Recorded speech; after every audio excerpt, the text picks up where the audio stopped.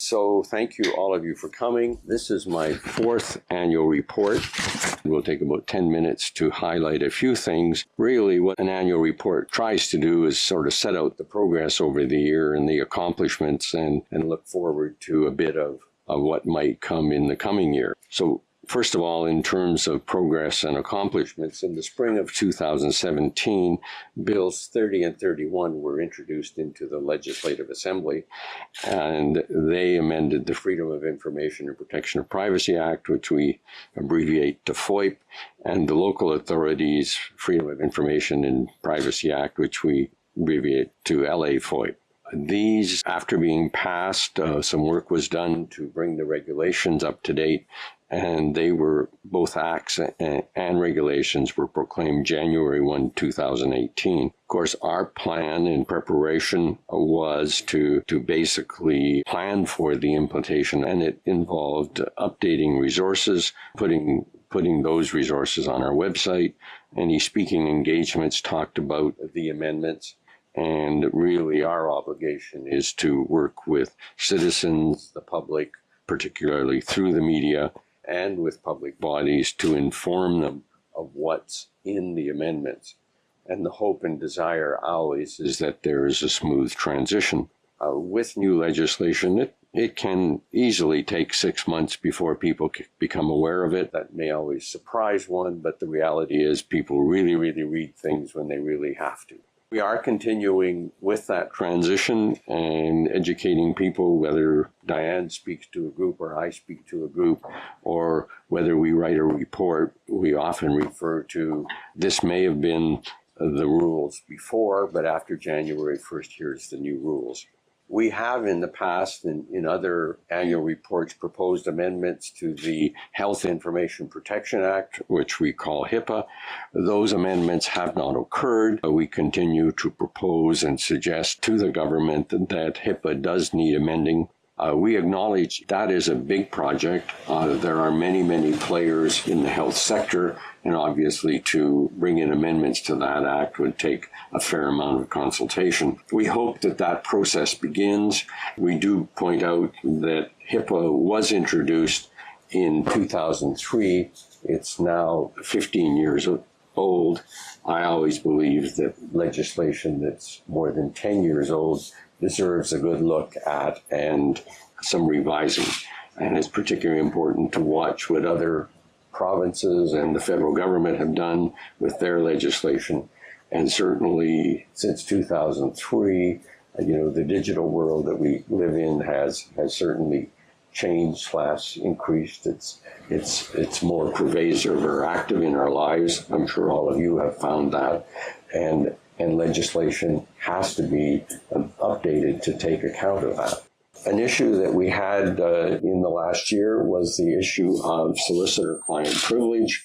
It became a key issue with a decision by the Court of Queen's Bench, which was appealed to the Court of Appeal. This is an issue that impacts clients and it impacts lawyers. It is the client's prerogative or privilege to say that certain communications between the client and the lawyer are privileged and should be protected. But of course, clients always phone up their lawyer and say, what is your advice on whether these documents are released or not? The Court of Appeal has ruled. Their decision came out May 16th, and it is on our website if you wish to read it. Basically, the court said that we do have the right in this office to request the documents, but suggested a process that we follow before we ever demand production of the documents, and introduced a test of if it's absolutely necessary that we require the documents. We will are in the process of implementing a process very similar to what lawyers and clients use in the Court of Queen's Bench. And in that instance, an affidavit has to be sworn saying this list of documents are ones over which we believe solicitor-client privilege applies. So we will be implementing that process, modifying it to the type of work we've done, and putting that out in the next topic I'm going to talk about is called Rules of Procedure. Now, we have about 5 or 6 files in the past where we, because of the solicitor-client issue and because of the pending court decision, we broke our reports into 2 parts. We issued part 1 of the report dealing with the other documents and held off on part 2. So we had about 5 or 6 files like that. We have to write those organizations now and say, we have the decision of the court and we're now dealing with the documents over which you claim solicitor-client privilege. Just yesterday, we posted our 3rd version of Rules of Procedure. These were first posted in January of this year, updated in April, and now we've posted it in June. And basically, it has the process we're going to follow in terms of dealing with solicitor-client privilege.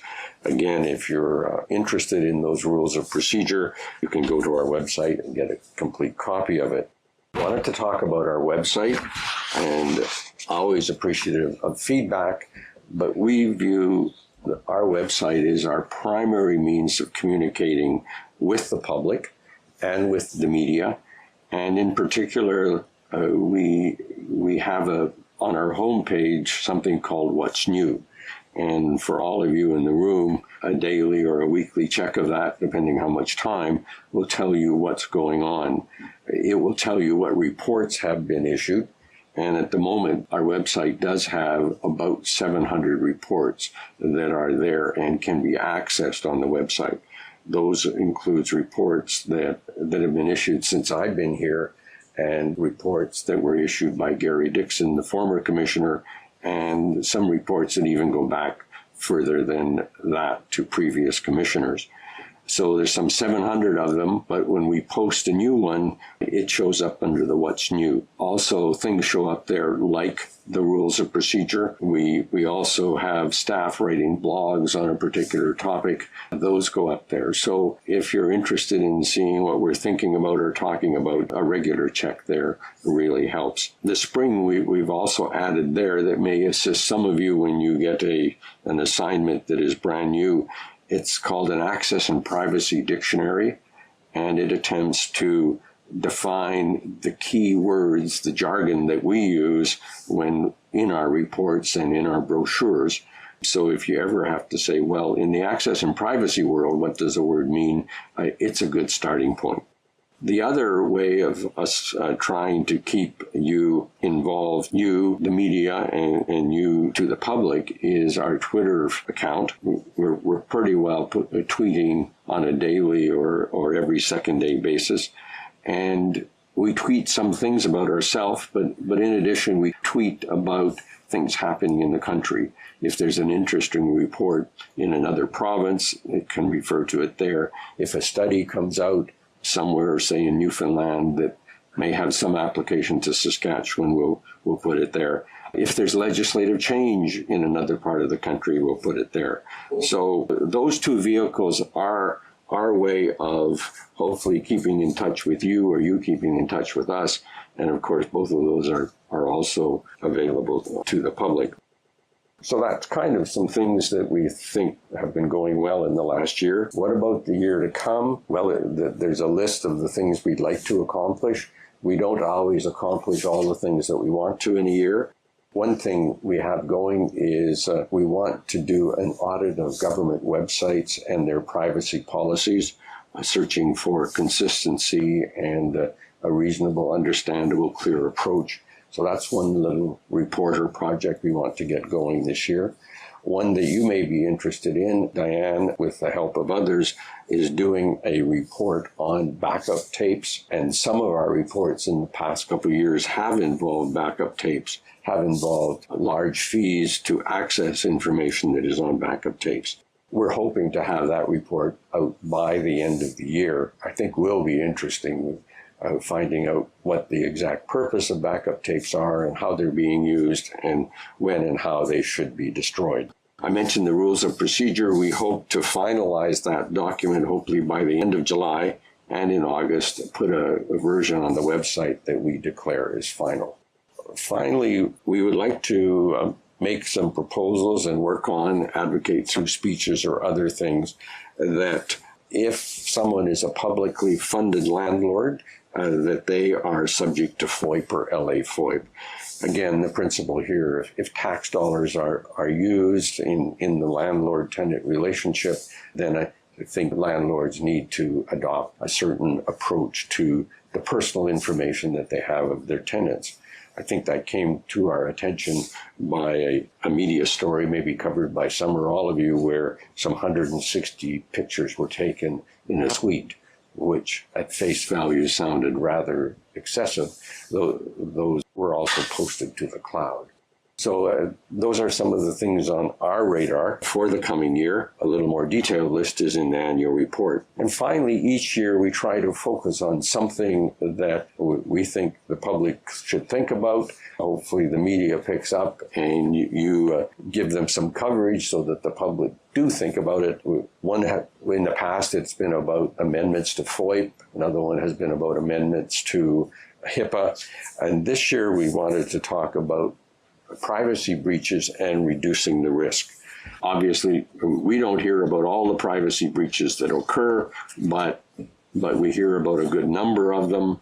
Others get media coverage before we even hear about them. So we just thought it was time to talk about it. In the report, we've sort of categorized it into 4 areas where we think organizations can pay some attention. The first one is prevention. The second one is having certain specific controls that help you protect information. The third one is policies. And, policies are interrelated. Management should have policies about things and follow it up with action. And the fourth category is monitoring and taking actions, which again links back to your policies. So under prevention, we talk about a few things, such as new employees getting privacy training. And another one that's very closely linked to that is that organizations should have mandatory annual training for all staff. Number one, the field changes. And number two, people forget, and they need to know what the organization's policies are and what the law is if you're a government institution or a local authority. And finally, promoting the idea that on a regular basis, preferably on an annual basis, people sign confidentiality agreements with their organization so that just on a regular basis, there's reminders that privacy in this organization is important. The second category touches on a series of specific controls. And I know I don't have to say much about this one, but passwords. A complex enough password that nobody else can get into your system. Using your birth date just isn't quite adequate safety. Now, I know we all have tons of passwords and it gets frustrating, but when it comes to personal information, I think it deserves that extra effort and extra attention. Letting others use your machine, your PC or your laptop. We've run into situations where somebody would turn on a machine in the morning, enter their password, and others could come to that machine and do work during the day, whether it was accessing something. And one of the arguments was, well, it just takes so much time to log out and then the next person logs in and loads software again. But really, preventing it certainly can reduce the risk of privacy breaches. Another one we touch on is automatic logouts. When you walk away from your machine and forget to lock it, will it automatically lock in 30 seconds or 1 minute or 2 minutes, whatever your IT organization sets up. We talk about 2 smartphones, one for business stuff and one for personal stuff, and don't mix the 2 up. And we've issued a number of reports that have impacted people in responsible political positions, but it really applies to you and I also. If we have access to personal information, we want to keep it separate. And the best example, if that personal information is on your personal phone and you go home and your spouse or partner or children have access to that same phone, they're getting information that they really have no right to have. The third category was policies, and policies relate to actions, but organizations need policies on this. Following that theme of separating things, work and personal emails, really a need to keep them separate. Work emails, organizations have protocols and how long they should be retained and where they should be stored.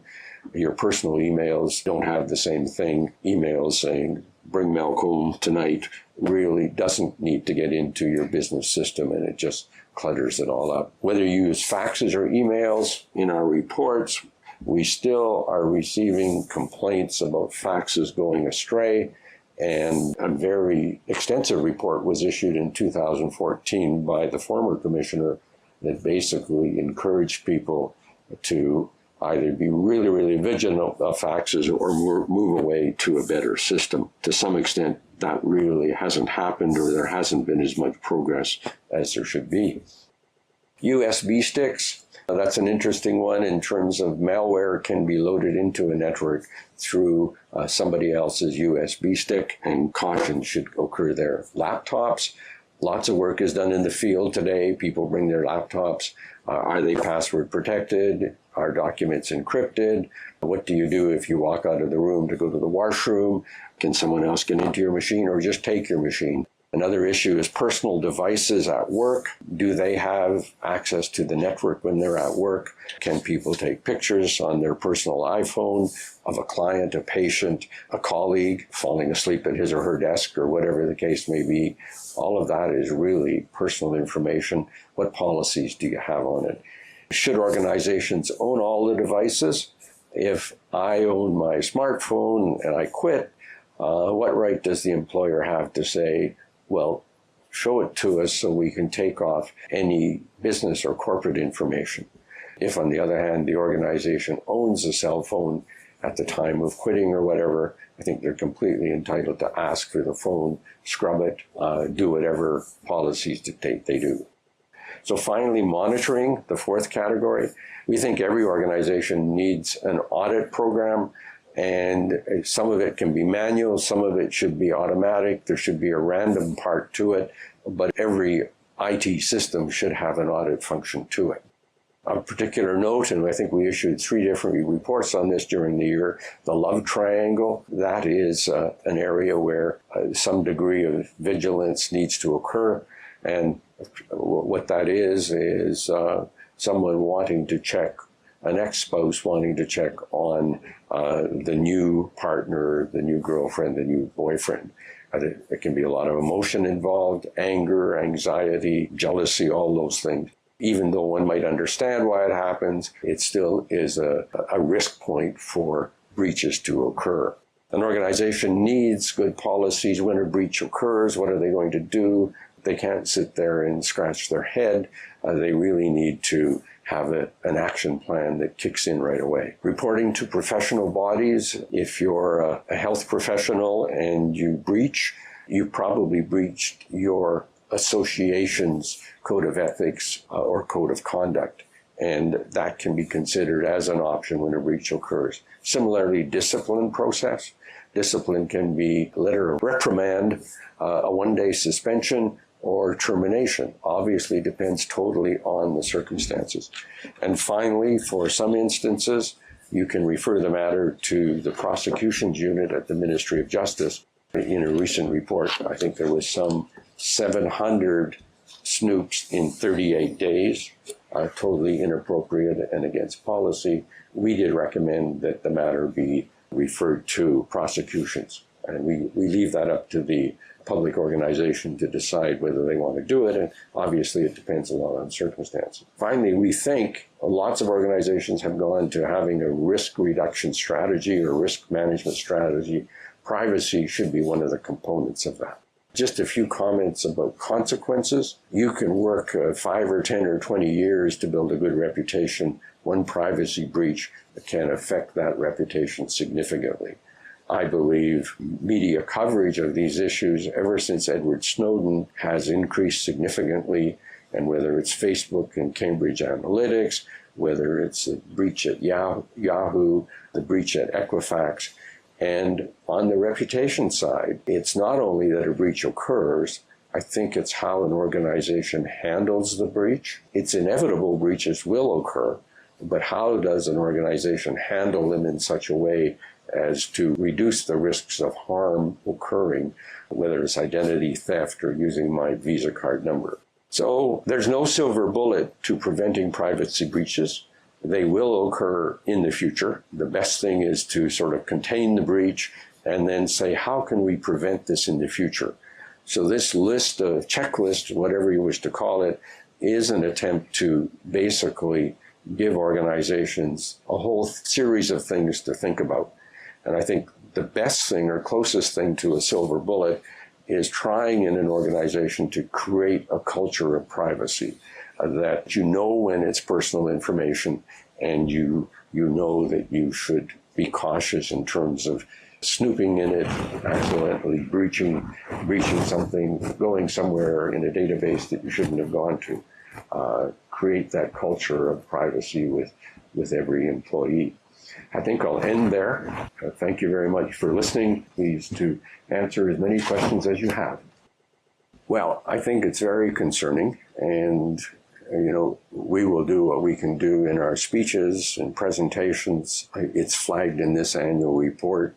It's been commented on in the past.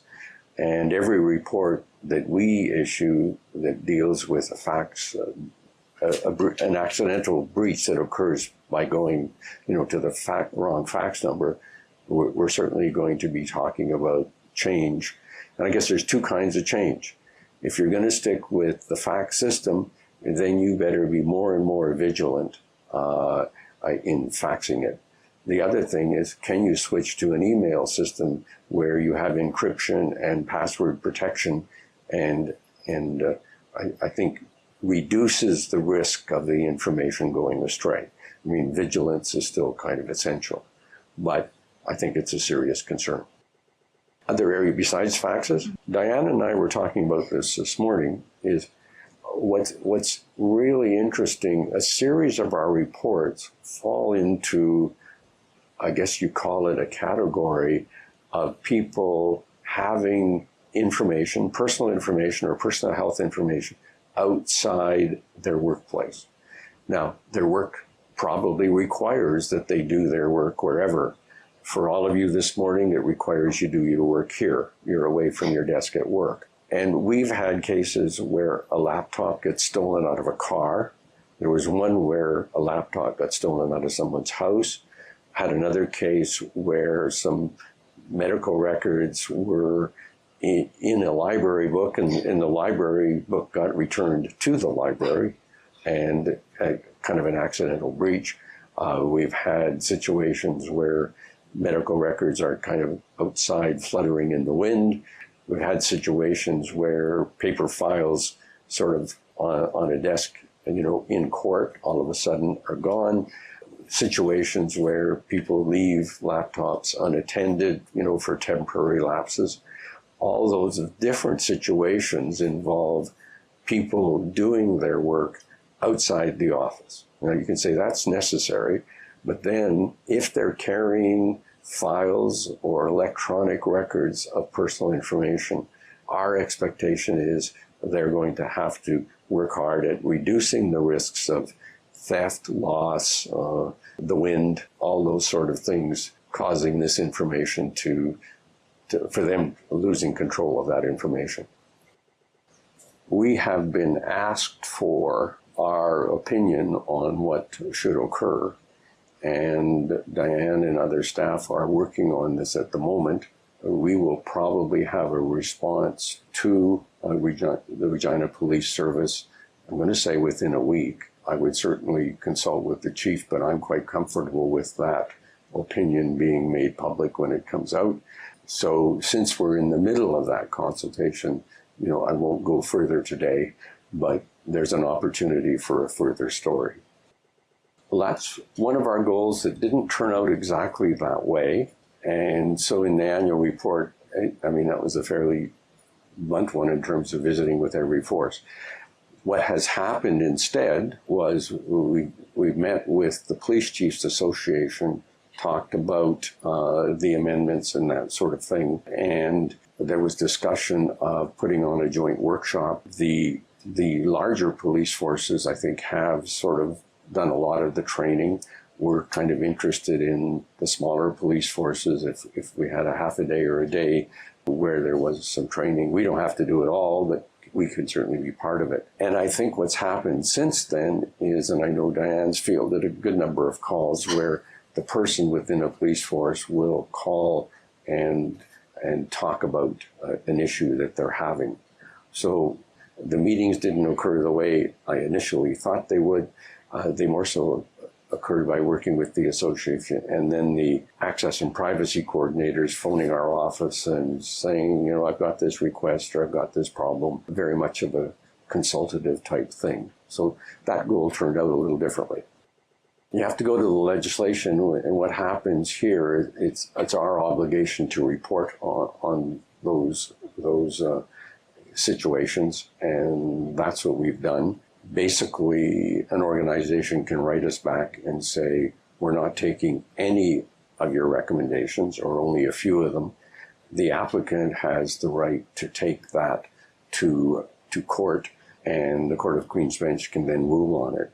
We only have the ability to make recommendations. We don't have the ability to order somebody to do something. So if the organization says, we're not going to do it, the applicant's option is to go to court. Non-response can happen either by, I guess, people deliberately saying, oh, we're not going to respond. The legislation says they have 30 days to respond, and or just inadvertence, they end up not responding. In either case, I would say the applicant, if they want to press it further, will have to go to court. We can report it in this annual report, but after that, there's not much more we can do. I would like that portion of our report to be blank. So to that extent, it is concerning. When I was reviewing it this morning, I didn't count how many, but I think there was about 5. And obviously, I prefer 0. In another sense, 5 is pretty good. Well, we issue about 110 reports a year. So 5 out of 110 is low, but I like it to be 0, absolutely. And in order to prevent error, the analysts here, after they send out a report, basically 30 days later or 25 days later, will remind the body, say, by the way, you haven't done your Section 56 response. And that helps generate a few of them. Somebody was on holidays or sick or, all the things that can cause oversight. But would I rather it be 0? Absolutely. I would say a few things account for it. First of all of you doing your job. And I think Edward Snowden, caused a flurry of, I'm going to say, media activity and maybe U.S. activity, but certainly, spilled over into Canada. And all that coverage starts to increase the public consciousness. You can then add a few more incidents that I think are key. The terrorist attack in San Bernardino and the FBI and Apple getting into a legal fight. And I think because Apple got into it, obviously people thought about their phone and how private, is information on my phone. There was a lot of publicity over that one. And racing to the current day, Facebook and Cambridge Analytics. And I think as more and more coverage occurs, people realize all the data out there that can be collected by them. Now, we can't deal with all that worldwide or North American data, but people start to think, well, what about here in Saskatchewan? So I think that's one factor. Greater public consciousness causes people to make more requests of organizations, and when organizations say no, cause them to come to our office. Secondly, I would say GTH had a significant impact on access requests to various and multiple ministries. And, even though that story doesn't get as much coverage today, if you look at it historically, it certainly had an impact on our work over the last 2 years. Basically, every organization is responsible to keep official records. And that's anyone that's covered by the Archives Act. Local authorities like City of Regina, City of Saskatoon are a little different, but they usually have policies around official records. Now, you and I in a day generate a lot of records that really aren't official. You know, Diane, can we meet at 2 o'clock? Not very official. We call them transitory. With the official records, they usually have a retention period, and it might be 2 years, 6 years, or 10 years. The health sector seems to have a rule of thumb that you keep records for 10 years. So whatever that policy is in your organization, you should then follow it. Transitory records could be destroyed a week after they're done. They're transitory, provided you comply with your policy. The problem starts to occur when a citizen makes an access request and asks for all emails over the last 10 years. First of all, did the organization save all the emails that were official record? The minute that access request is made, it covers both official records and transitory records. So even, my request to meet with Diane at 2, if the access request comes into a department, it captures those types. One would assume that for 1 or 2 years there's no problem, but when you get back to the 6th, 7th, 8th, or 9th year, in many instances, the only place those records exist are on backup tapes. Backup tapes generated daily or weekly to ensure that your computer system can be backed up if there's an electrical or emergency failure. So our expectation is when an access request and asks for all paper or email records, that the organization would search for both. And if your system is working properly, you should be able to find both. The difficulty starts to occur when it goes back further and further, and there's no other storage of those records except the backup tapes. And at that point, the cost of restoring information off backup tapes that are deteriorating, getting older, or you need some specialized equipment in Toronto or Calgary, but not here, and then you're faced with notable hourly rates. And at that point, organizations then tell the citizen, this is going to cost X thousand dollars. The citizen goes ballistic. When I've heard some of the initial fees, I reacted strongly. But yet, as you work through the mathematics, it all of a sudden has become expensive. So organizations need a good system of retaining the emails that are really relevant to the organization's work. And if they have it, great. If they don't have it, it results in some of the reports that we've issued. I am hopeful that the government of Saskatchewan is in the process of moving to a different and better system. And certainly I am not up to date as to where they are in that transition, but I hope they do find a system that eventually eliminates the need for these deteriorating magnetic tapes and extremely high fees that citizens react to very negatively. It's sort of in the same area as proposals to HIPAA, the Health Information Protection Act. I guess because that act is 15 years old and there's been movement across the country, that one is kind of at the top of our list. The next one is ensuring that everybody in the province, where it's appropriate, if they're not covered, has some protection regarding their personal information in their organizations. So we will continue to advocate that that be done. But at some point, the government of the day is the decider of which legislation goes forward and which doesn't. And all we can do is talk about it with you, make proposals when we meet with people in the legislative buildings.